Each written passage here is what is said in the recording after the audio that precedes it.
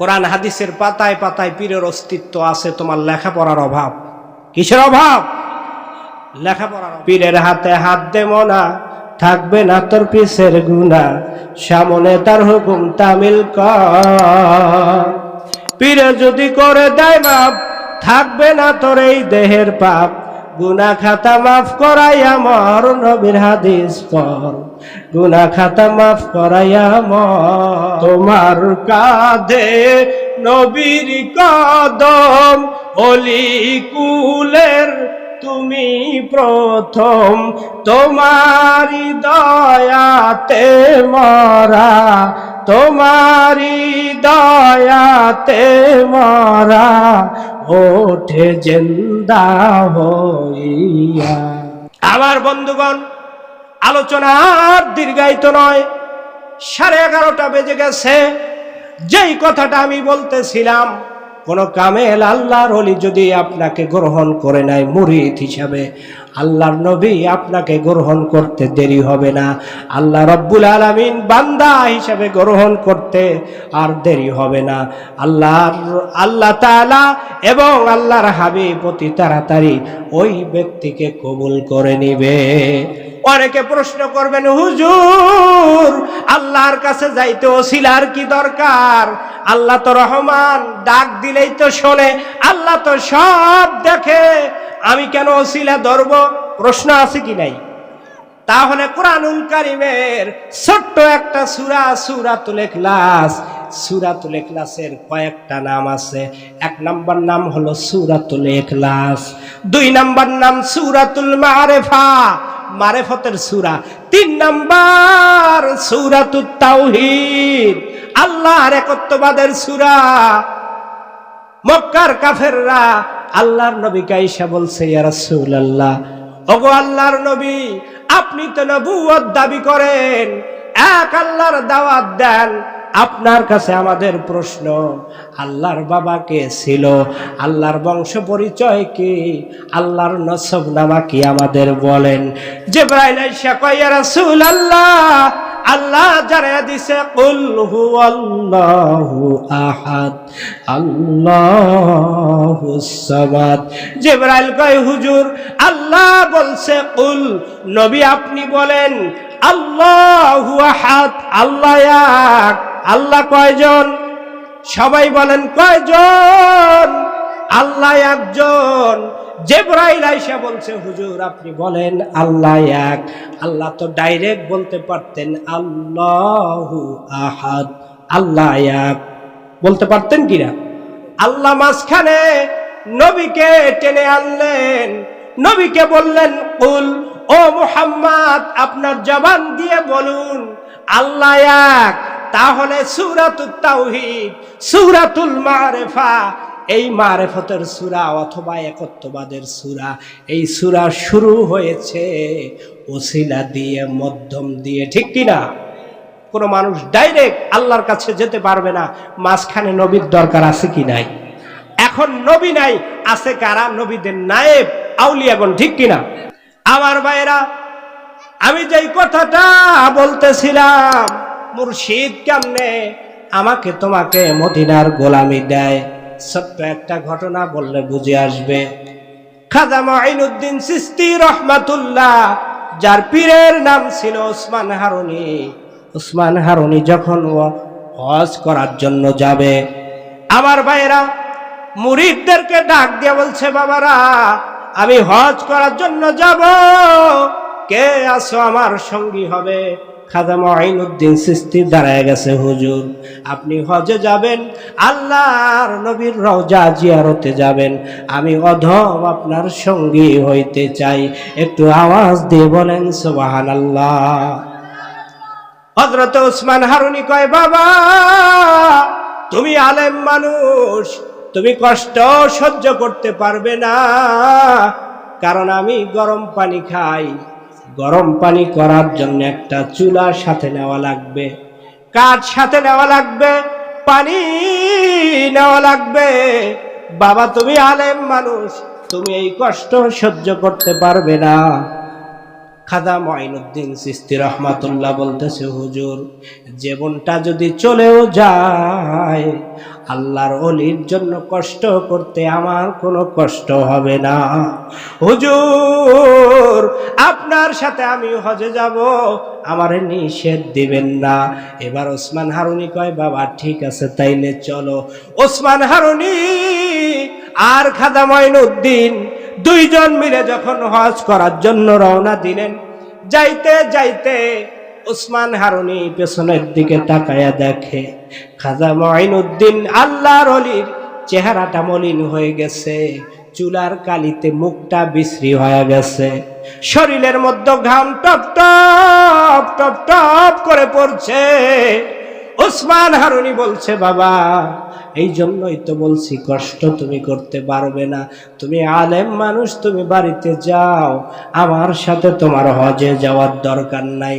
খাজা কয় হুজুর আমারে নিষেধ দিবেন না। ও হুজুর কিয়ামতের মাঠে এই সূর্যটা মানুষের মাথার উপর চলে আসবে, 12টা মুখ দিয়ে তাপ দিবে, মানুষের মাথার মজকগুলি গলে গলে পড়বে।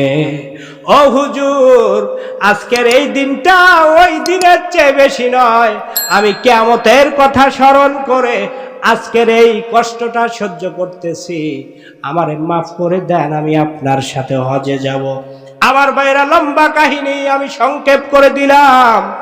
খাজা মঈনুদ্দিন চিশতি আপন পীর ওসমান হারুনির সঙ্গে যখন হজ করার জন্য মক্কায় গেলেন, মক্কাতে যাওয়ার পর খানায় কাবা তাওয়াফ করলেন। তাওয়াফ করার পরে ওসমান হারুনি আল্লাহর কাছে হাতটা তুলে বলছে আল্লাহ আমার শিষ্য, আমার বন্ধু, আমার মুরিদ খাজা মঈনুদ্দিনকে তুমি কবুল করে নাও। আল্লাহ জবাব দিলেন ওসমান হারুনি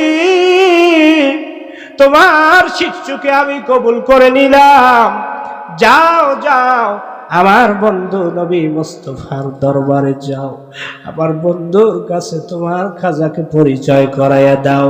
আমার ভাইরা এবার মক্কা থেকে ওসমান হারুনি খাজা মঈনুদ্দিনকে নিয়ে সরাসরি মদিনায় চলে গেলেন।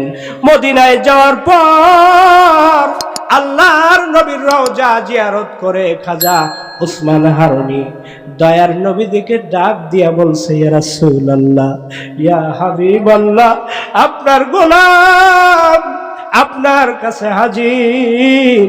ও আল্লাহর নবী আপনার গোলামকে আপনি কবুল করে নেন। নবী তোমার গোলাম যেজন হয় তার নাই তো কোনো ভয়, নবী তোমার গোলাম যেজন, আমার লেখা গজল বইটাতে পাবেন, নবী তোমার গোলাম যেজন হয়, বলেন তার নাই তো কোনো ভয়। গোলামেরা ভুল করিলেও, গোলামেরা ভুল করিলেও মনে বিসহায় হয়, নবী তোমার গোলাম যেজন হয় তার নাই তো কোনো ভয়, নবী তোমার গোলাম যে হয়। নবীর গোলাম ছিল ওয়াইস করুনি, নবী প্রেমে দন্ত ফেলে জীবনী শুনি, ঠিক কিনা?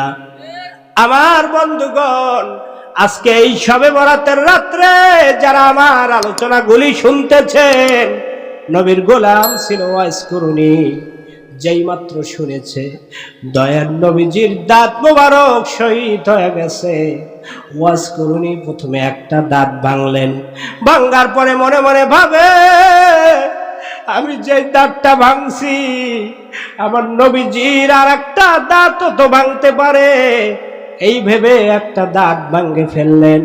আবার মনে মনে কয় নবীর কোনটা ভাঙছে আমি কোনটা ভাঙছি আর একটা ভাঙছে, এইভাবে করে 32টা দাঁত ওয়াইজ করুনি নবীর প্রেমে ফালাইয়া দিছে। কোন সুবহানাল্লাহ।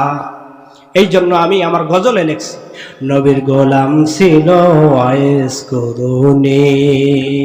নবী প্রেমে দন্ত ফেলে জীবনী শুনি, নবীর গোলাম ছিল ওয়াইস করুণী।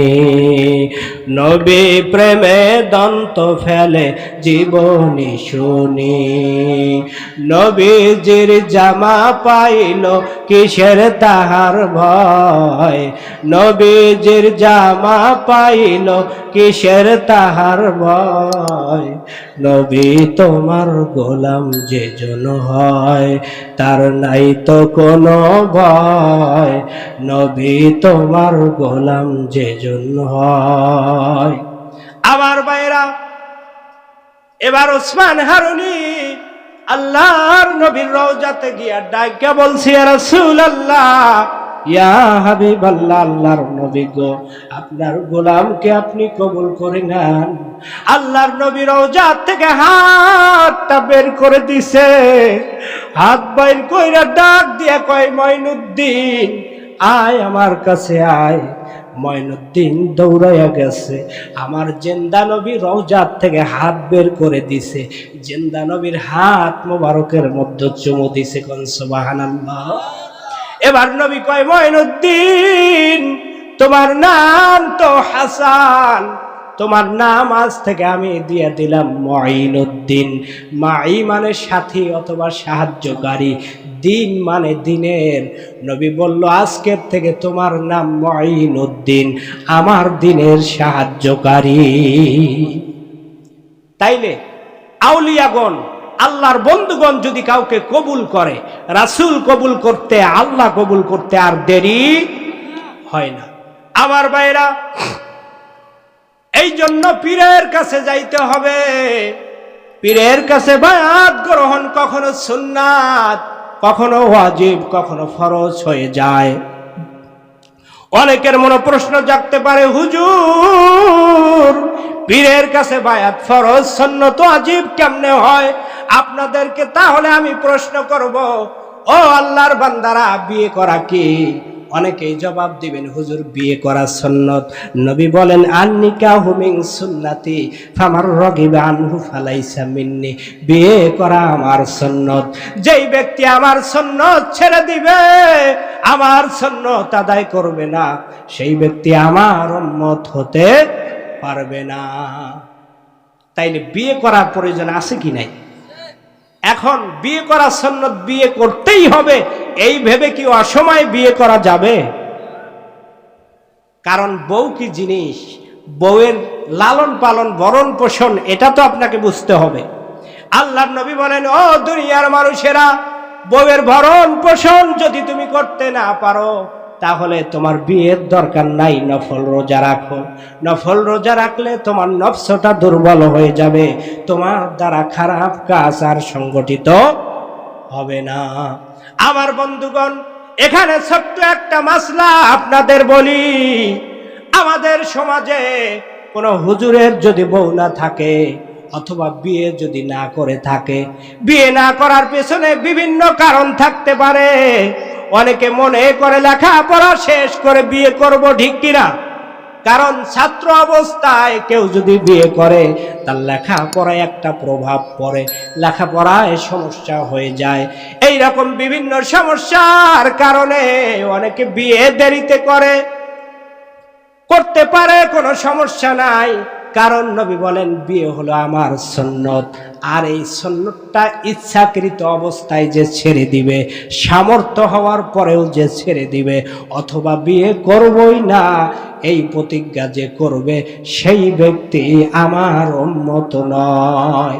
এখন এই হাদিসটার উপর ভিত্তি করে আমরা, হুজুরের যদি বউ না থাকে, আমরা সাধারণ পাবলিকে ফতুয়া দেই, হুজুরের বউ নাই, হুজুরের পাশে নামাজ হবে না, ঠিক কিনা? আমি যতটুকু গবেষণা করেছি, আমি কোথাও ইমামতির জন্য বিয়ে করার শর্ত এটা পাই নাই। ইমামতির জন্য বিয়ে করার যদি শর্ত হইতো, ইমামত বড় না নবুয়ত বড়? নবুয়ত বড়। তাইলে ঈসা রুহুল্লাহ, আল্লাহর বন্ধু, তার বউ কে ছিল বলেন? ঈসা আলাইহিস সালামের বউ ছিল না। 33 বছর বয়সে আল্লাহ তাকে আসমানে উঠায় নিচ্ছে।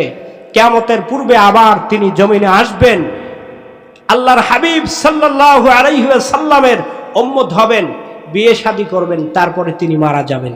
তবে এই 33 বছর পর্যন্ত তিনি দ্বীনের প্রচার প্রসার করেছেন, মানুষকে দ্বীনের দাওয়াত দিয়েছেন, মানুষকে বায়াত করিয়েছেন। আল্লাহ তো একটা দিনও কয় নাই ঈসা বিয়ে করলেন না কেন, তোমার নবুয়ত চলবে না, বলেছে? তাইলে আপনারা বলেন কেন? খবরদার সাধারণ পাবলিক এইরকম মাসালা দিবেন না। বিয়ে স্বাভাবিক অবস্থায় সুন্নত, আর সুন্নত তরক করলে, সুন্নত সে যদি কোনো কারণে কোনো ওজরে তরক করে, তার পাশে নামাজ হবে না, তার কাছে বায়াত পড়া যাবে না, তার কাছে শিক্ষা নেওয়া যাবে না, এরকমটা না। প্রিয় ভাই সব, আবার বিয়ে করা ফরজও হয়। কখন ফরজ হয়? বিয়ে না করার কারণে চারিত্রিক সমস্যা যখন হয়, ওই ব্যক্তির জন্য তখন বিয়ে করা কি হয়ে যায়? ফরজ হয়ে যায়। তাইলে বিয়ে করা সুন্নত আছে, বিয়ে করা ফরজও আছে। ঠিক এই রকম বায়াতে রাসূল একজন পীরের কাছে গ্রহণ করা সুন্নত, ফরজ ওয়াজিব হয়ে যায়। সুন্নত কার জন্য? স্বাভাবিক অবস্থায়। ফরজ কার জন্য? যে ব্যক্তি আল্লাহকে ভুলে আছে, আমল বলতে কিছু বোঝে না, রাসূলের ইশক মোহাব্বত হৃদয়ে জাগে না, তার জন্য বায়াত হওয়া ওয়াজিব হয়ে যায়। একজন কামেলের হাত দেওয়ার সঙ্গে সঙ্গে তার মধ্যে একটা জালালিয়াত তাসির পয়দা হবে, সে অতি তাড়াতাড়ি আল্লাহর হাবিবের প্রেমে পড়ে যাবে, তার হৃদয়টা আল্লাহর দিকে রজু হবে, আমল করার প্রতি তার আগ্রহ বেড়ে যাবে। বলেন সুবহানাল্লাহ। মদিনার গোলামি আমায় দে ও মুর্শিদ মোরে, মদিনার গোলামি আমায় দে, মদিনার গোলামি আমায় দে ও মুর্শিদ মোরে, মদিনার গোলামি আমায় দে। সোনা চাই না, রূপা চাই না, চরণ ধুলে এই কামনা, সোনা চাই না, রূপা চাই না, চরণ ধুলে এই কামনা, ভাঙ্গা তাকদীর জোড়া লাগায় দে ও মুর্শিদ মোরে, মদিনার গোলামি আমায় দে, মদিনার গোলামি আমায় দে ও মুর্শিদ মোরে, মদিনার গোলামি আমায় দে। আমার বন্ধুগণ, অনেকে মনে মনে ভাবতে পারেন মুর্শিদ কেমনে মদিনার গোলামি দেয়? মুর্শিদ মদিনার গোলামি দিতে পারে। ছোট্ট একটা ঘটনা বললে ভালোভাবে বুঝে আসবে। আল্লামা রুমি রাহমাতুল্লাহ মসনবী শরীফের মধ্যে বলেন, চুত জাতে পীরের আকার দে কবুল। যখন কোনো পীর, কোনো ওলি, কোনো শায়েখ, কোনো মুর্শিদ কোন শিষ্যকে, মুরিদকে কবুল করে নেয়, সঙ্গে সঙ্গে আল্লাহর হাবিব এবং আল্লাহ তাকে কবুল করে নেয়। একটু জোরে সরে বলেন সুবহানাল্লাহ। একজন কামেল মুর্শিদ যখন আপনাকে আমাকে শিষ্য হিসাবে, মুরিদ হিসাবে গ্রহণ করবে, তখন আল্লাহর হাবিব তার উম্মত হিসাবে এবং আল্লাহ পাক তার বান্দা হিসাবে কবুল করবে। পীর মানার কথা কোরআনে আছে কি নাই? আমাদের অনেক ভাইজানেরা, বাবাজিরা আছে যারা বলে কোরআন হাদিসে পীরের অস্তিত্ব নাই। এরকম বলে কি বলে না? কোরআন হাদিসের পাতায় পাতায় পীরের অস্তিত্ব আছে, তোমার লেখাপড়ার অভাব। কিসের অভাব? লেখাপড়ার অভাব।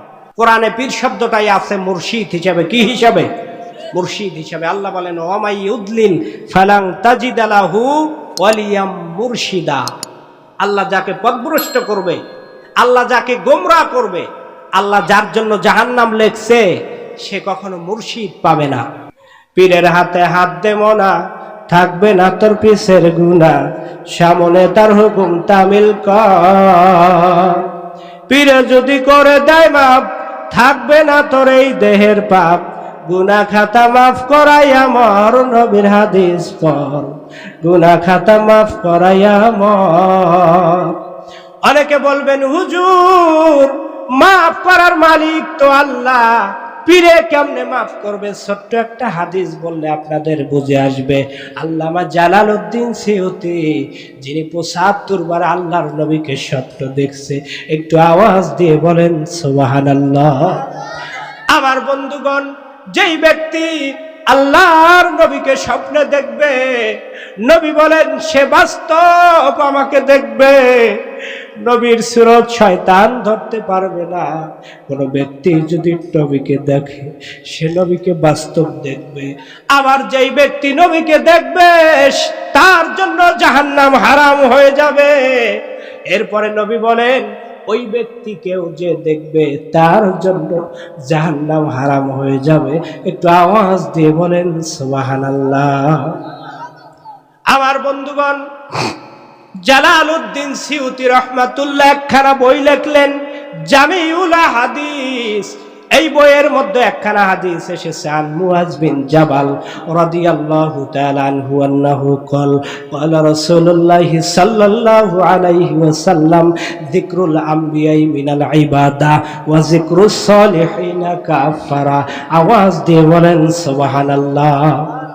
আল্লাহর নবী বলেন, ও দুনিয়ার মানুষেরা শোনো, নবীদের জিকির করা, নবীদের জীবনী আলোচনা করা, নবীদের নাম নিলে ইবাদত হয়। নামাজ যেমন ইবাদত, দরুদ শরীফ পাঠ করলে যেমন নেকি হয় ইবাদত, রোজা রাখলে যেমন হয় ইবাদত, তেমনি নবীদের জীবনী আলোচনা করলে শুনলে হয় ইবাদত। ঠিক তেমনি যিকরুস সালিহিনা কাফারা, সালিহিন বান্দা আউলিয়া কেরামের নাম আলোচনা করলে, তাদের জীবনী বললে শুনলে বান্দার গুনাহ মাফ হয়ে যায়।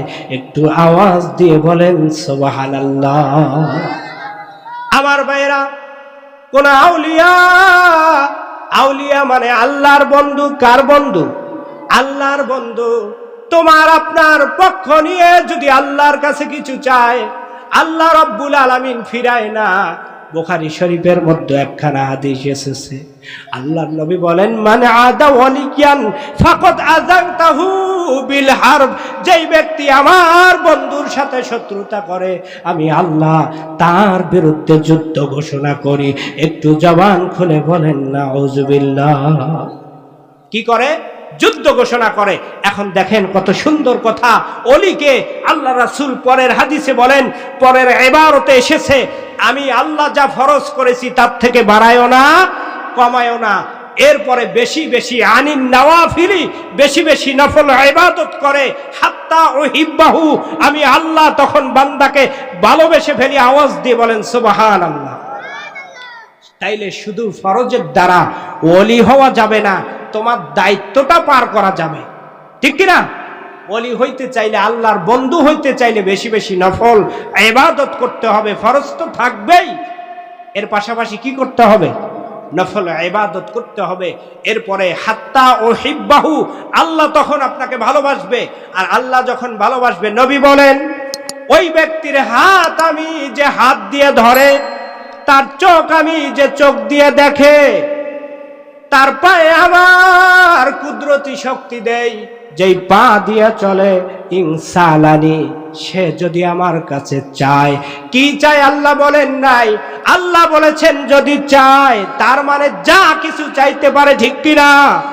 কোন আল্লাহর ওলি আপনার জন্য জান্নাত চাইতে পারে, আপনার জন্য সন্তান চাইতে পারে, আপনার জন্য গুনাহ মাফ চাইতে পারে, আবার আপনার তাকদীরের খারাপ জিনিসটাও ভালো করার জন্য চাইতে পারে, ঠিক কিনা?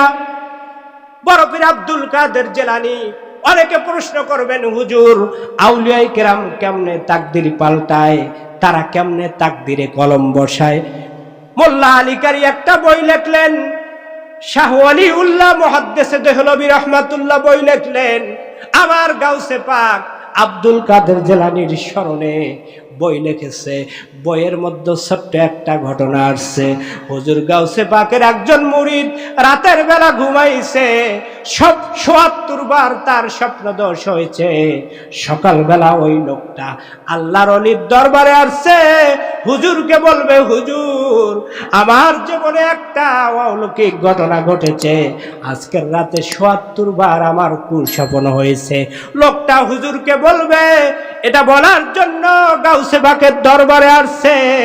আর আমার গাউসে পাক মুস্কি হাসি দিয়া লোকটা বলার আগেই হাত ধরে বলতেছে, বাবা রাতের ঘটনায় আশ্চর্য হওয়ার কিছু নাই।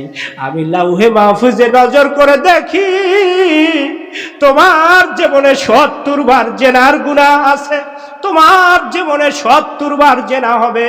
আমি আল্লাহকে বলছি, আল্লাহ আমার মুরিদ, আমার সন্তান জেনা করে জাহান্নামে যাবে হয় না, আমি গাউসে পাক সইতে পারবো না। আল্লাহ আমি দোয়া করি আমার মুরিদ যেন জেনার গুনাহ থেকে বেঁচে যায়। আমার দোয়া কবুল করে আল্লাহ বাস্তবটা স্বপ্নে পরিণত করে দিছে। একটু আওয়াজ দিয়ে বলেন সুবহানাল্লাহ। আমার বন্ধুগণ, তাহলে আল্লাহর ওলি তাকদীরের ভালো করতে পারেন কিনা? আল্লাহ করে। কে করে? আল্লাহ করে। আল্লাহর দেওয়া পাওয়ার দিয়ে আল্লাহর কাছে দোয়া করে আল্লাহর থেকে চেয়ে নেয়। তাই আমি একটা গজল লিখছি, অনেকে আমার এই গজলটা শুনলে শিরিক শিরিক কয়া মুখে ফেনা তুলবে। হয় না কে হই বিফল গাউস তোমার কাছে চাহিয়া, হয় না কে হই বিফল গাউস তোমার কাছে চাহিয়া। আমি যাহা চাইলাম গাউস, আমি যাহা চাইলাম গাউস নাও না কবুল করিয়া, হয় না কে হই বিফল গাউস তোমার কাছে চাহিয়া। তোমার কাঁধে নবীর কদম, অলিকুলের তুমি প্রথম। তোমার কাঁধে নবীর কদম, অলিকুলের তুমি প্রথম। তোমারি দয়াতে মরা, তোমারি দয়াতে মরা, ওঠে জিন্দা হইয়া। হয় না কে হই বিফল গাউস তোমার কাছে চাহিয়া। চিৎকার করে বলেন সুবহানাল্লাহ। আমার ভাইরা, ইয়া রাসূলুল্লাহ, ইয়া গাউসুল আজম দোস্ত জিন্দাবাদ জিন্দাবাদ। অনেকের মনে প্রশ্ন জাগবে, হুজুর আপনার গজলের মধ্যে বলছেন হয় না কে হই বিফল গাউস তোমার কাছে চাহিয়া, কিন্তু আমরা তো দেখি আল্লাহর কাছে চাওয়ার পরেও বিফল হয়। চাই আল্লাহ পরীক্ষায় পাস করব, কিন্তু দেখা যায় ফেল হয়। আল্লাহর কাছে চাই আল্লাহ ছেলে দিও, কিন্তু মেয়ে হয়ে যায়। আল্লাহর কাছে চাই আল্লাহ আমার জমিটা যেন নদী না ভাঙ্গে, কিন্তু ভেঙ্গে যায়। তার মানে আল্লাহর কাছে চেয়েও তো বিফল হয়। কিন্তু আপনার গজলে লেখছেন পীরের কাছে চায়া বিফল হয় না, এটা কেমন কথা? ঠিক কিনা? প্রশ্ন আছে কি নাই? আমার বন্ধুগণ, ওলি মানে আল্লাহর বন্ধু। আর এক বন্ধু যদি বন্ধুর কাছে চায়, বন্ধু ফিরায় না। আল্লাহ ওয়াদা দিছে আমি ফিরাবো না। ইনশাআল্লাহ যদি ওলি কিছু চায় আমি আল্লাহ দিয়ে দিব। তাহলে আমি বলবো গাউস আব্দুল কাদের জিলানীকে, আর আব্দুল কাদের জিলানী আমার পক্ষ হয়ে বলবে আল্লাহকে। এবার বলেন তো আমার দোয়াটা কবুল হবে কিনা? কারণ আমি ডাইরেক্ট বললে কবুল হতেও পারে, নাও পারে, ঠিক কিনা? আমার পক্ষ হয়ে, তোমার পক্ষ হয়ে গাউসুল আজম আব্দুল কাদের জিলানী এত বড় মস্ত বড় ওলি ছিলেন। আমার গজলের মধ্যে লেখছি, বছর যখন শুরু হবে তোমার কাছে হাজির হবে, বছর যখন শুরু হবে তোমার কাছে হাজির হবে। কে হাজির হবে? বছর। কয়দিনে বছর হয়? 365 দিন। কেতাবের মধ্যে আসছে। কোন কেতাব? কান ফালাইয়া শোনো যারা গাউসে পাকের বিরোধিতা করো। মোল্লা আলী কারি একটা বই লেখছে। এরপরে আব্দুল হক মুহাদ্দিস দেহলভী রাহমাতুল্লাহ বই লেখছে আব্দুল কাদের জিলানীর জীবনী, তার মধ্যে এসেছে মোল্লা আলী কারীর মতো মুহাদ্দিস, আব্দুল হক মুহাদ্দিস দেহলভীর তার মতো মুহাদ্দিস তাদের বইয়ের মধ্যে ঘটনাটা আনছে। প্রত্যেক বছরের শুরুতে বছর একটা যুবকের আকৃতি নিয়ে আব্দুল কাদের জিলানী রাহমাতুল্লাহর দরবারে এসে বলছে, ওগো আল্লাহর পেয়ারা, ওগো আল্লাহর মাহবুব, ওগো মাহবুবে সুবহানী, আমি আগামী বছর আপনার কাছে আসছি, আগামী বছর কি কি হবে আপনার দরবারে পেশ করার জন্য। আওয়াজ দিয়ে বলেন সুবহানাল্লাহ। বছর যখন শুরু হবে তোমার কাছে হাজির হবে, আল্লাহর দয়ায় সকল কিছুই যাও যে তুমি জানিয়া, হয় না কে হই বিফল গাউস তোমার কাছে চাহিয়া। বলেন সুবহানাল্লাহ। তাহলে আমার তোমার পক্ষ হয়া এত বড় আল্লাহর ওলি যদি আল্লাহর কাছে কিছু চায়, আল্লাহ অবশ্যই ফিরাবে না। বন্ধু হয়ে বন্ধুর প্রার্থনা কখনো কি করে না, ফিরায় না।